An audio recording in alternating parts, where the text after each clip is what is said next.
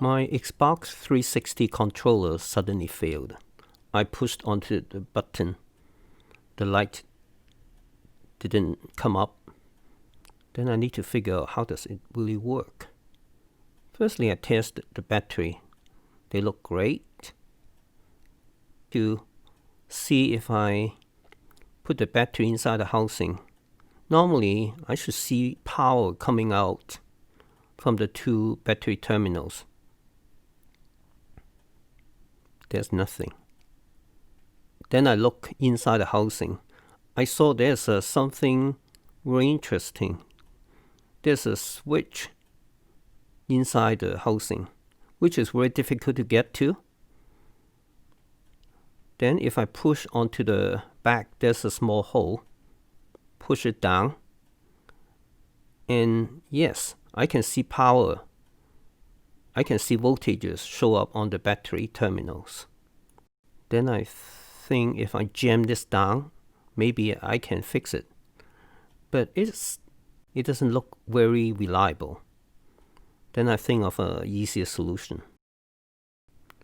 Use a paper clip.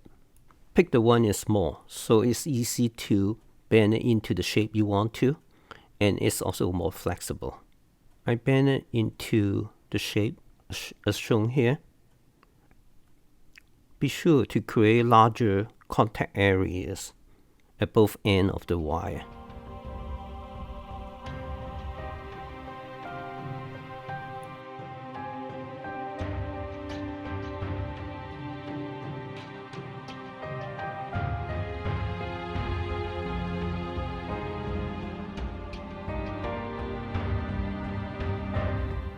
Drop it into the housing.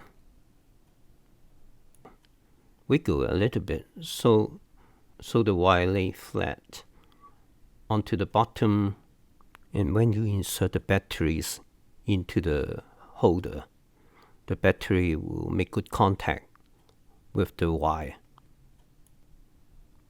I inserted the batteries into the holder, and then I measured the terminals, and there's voltage.